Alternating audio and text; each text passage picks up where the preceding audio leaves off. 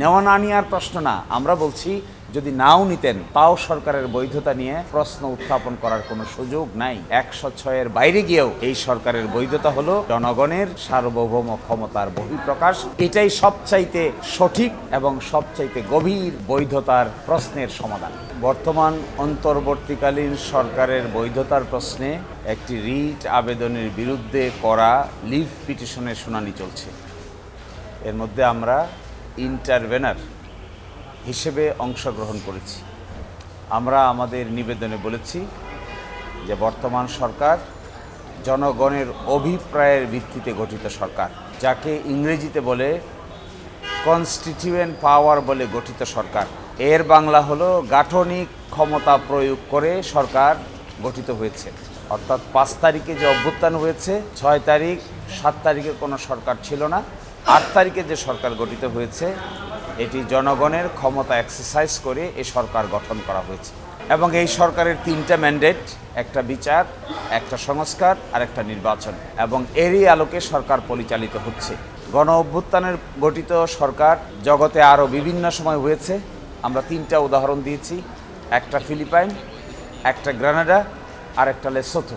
আজকে যে প্রশ্ন উত্থাপন হয়েছিল, একই প্রশ্ন উত্থাপিত হয়েছিল ফিলিপাইনের সুপ্রিম কোর্টে, গ্রানাডার সুপ্রিম কোর্টে এবং লেসোথোর সুপ্রিম কোর্টে। সেখানে সুপ্রিম কোর্টগুলো উত্তর দিয়েছেন যে এইরকম অভ্যুত্থানের ফলশ্রুতিতে যে সরকার গঠিত হয় এটি মূলত জনগণের সার্বভৌম ক্ষমতা প্রয়োগ করে গঠিত সরকার হয়, এবং সেই সরকারের বৈধতা আদালতের মতামতের উপর নির্ভর করে না। 106 অনুচ্ছেদে অনুযায়ী যে অপিনিয়ন নেওয়া হয়েছে আমাদের বিবেচনায় এটির কোনো প্রয়োজন ছিল না। এটি একটি ইংরেজিতে বলে রিডান্ডেন্ট কাজ করেছে। 106 নিলেও কোনো অসুবিধা নাই, 106 না নিলেও কোনো অসুবিধা নাই। 106-এর উপর এই সরকারের বৈধতা নির্ভরশীল নয়। এই সরকারের বৈধতা নির্ভরশীল হলো বাংলাদেশের জনগণের সার্বভৌম ক্ষমতার অভিপ্রায়ের বহিঃপ্রকাশ হিসেবে, এবং এটাই একটা সরকারের সবচাইতে বড় লেজিটিমেসি। কেউ যদি বলে এই সরকার কিসের উপর দাঁড়িয়ে আছে, এই সরকার দাঁড়িয়ে আছে জনগণের ইচ্ছার বহিঃপ্রকাশের উপরে। এবং সারা দুনিয়ায় আমরা রিসার্চ করে দেখিয়েছি, সারা দুনিয়ার কোথাও গণ অভ্যুত্থান হওয়ার পরে সরকার গঠনের জন্য আদালতের কাছে আসা হয় না, জনগণ নিজেরাই সরকার গঠন করেন। এখানেও তাই হয়েছে, সকলে মিলে কনসেনসাসের ভিত্তিতে সরকার গঠিত হয়েছে। এখানে আদালতের মতামতের পক্ষে বিপক্ষের কোনো প্রশ্ন জড়িত নেই। কারণ আপনারা দেখবেন বাংলাদেশের যে প্রধান বিচারপতি নিয়োগ হয়েছেন, বাংলাদেশের যে প্রধান উপদেষ্টা নিয়োগ হয়েছেন, তাদের নিয়োগপত্রের মধ্যে খুঁজে দেখবেন কোথাও 106-এর কোনো রেফারেন্স কেউ দেয় নাই। ফলে বর্তমান সরকার ইজ এ লেজিটিমেট গভর্নমেন্ট, এটি একটি বৈধ সরকার, এবং বৈধতার ভিত্তি হলো জনগণের ইচ্ছা, জনগণের অভিপ্রায়, জনগণের সার্বভৌম ক্ষমতার বহিঃপ্রকাশ। এই ধরনের সরকার পৃথিবীতে যেখানে গঠিত হয়েছে সেই সমস্ত জায়গায় অত্যন্ত শক্তিশালী সরকার গঠিত হয়েছে। এই জন্যই তারা সংস্কার করতে পারছে, এই জন্যই তারা বিচার করতে পারছে, এই জন্যই তারা নির্বাচনের আয়োজন করতে পারছে। এই কথাই আমরা আদালতের সামনে উপস্থাপন করেছি। কাগজপত্রে আছে 106-এর রেফারেন্স নেওয়া হয়েছে, এই রেকর্ড সুপ্রিম কোর্টের রেজিস্ট্রিতে নিশ্চয়ই আছে, এবং আমাদের সামনে যে অপিনিয়নটা এসেছে এটা নিশ্চয়ই রাষ্ট্রপক্ষ আগামীকালকে উপস্থাপন করবে। আমরাও দেখেছি, প্রাথমিকভাবে আমরা স্যাটিসফাইড যে নেওয়া হয়েছে, কিন্তু তখনকার যে সিচুয়েশন ছিল এই সিচুয়েশনের আলোকে নিয়েছেন।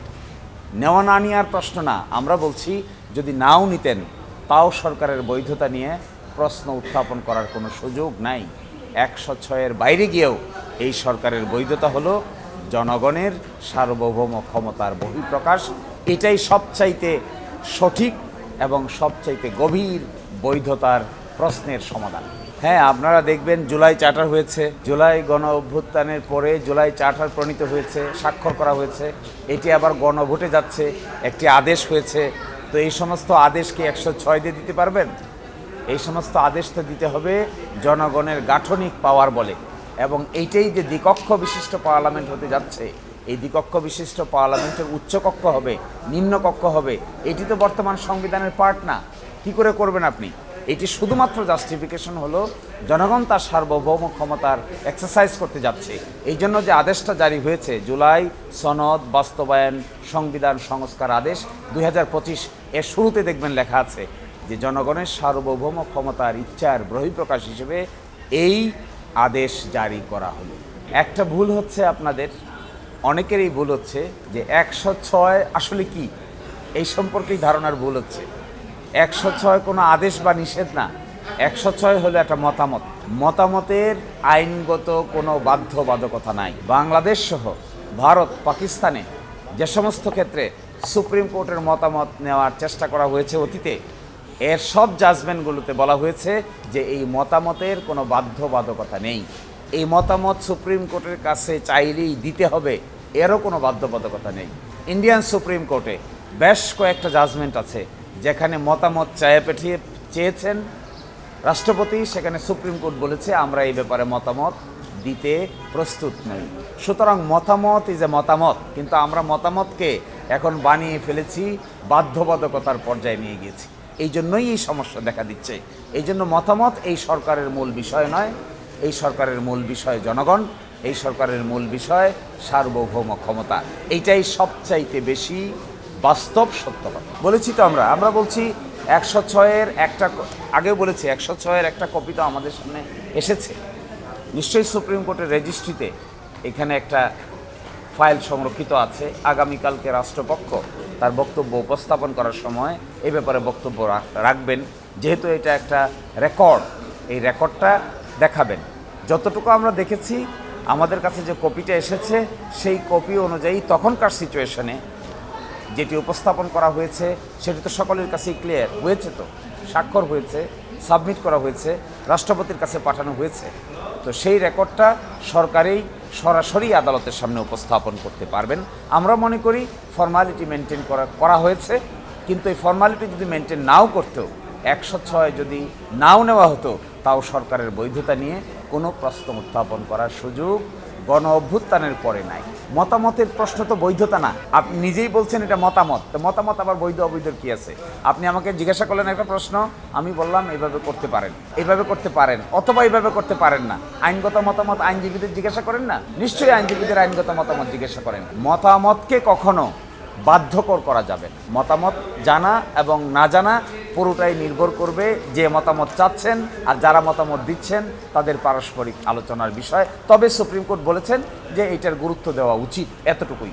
গণভোটের প্রয়োজনীয়তা এসেছে এই জন্য যে সংস্কার প্রস্তাবগুলো উপস্থাপন করা হয়েছে সেগুলি বাংলাদেশের জনগণের সামনে উপস্থাপন করা হচ্ছে এই জন্য যেন জনগণের মতামতের ভিত্তিতে ভবিষ্যতে এটি শক্তিশালী ফাউন্ডেশন উপর দাঁড়াইতে পারে। যেহেতু এটা সাংবিধানিক সংস্কার, এটি কিন্তু নর্মাল অর্ডিন্যান্স না।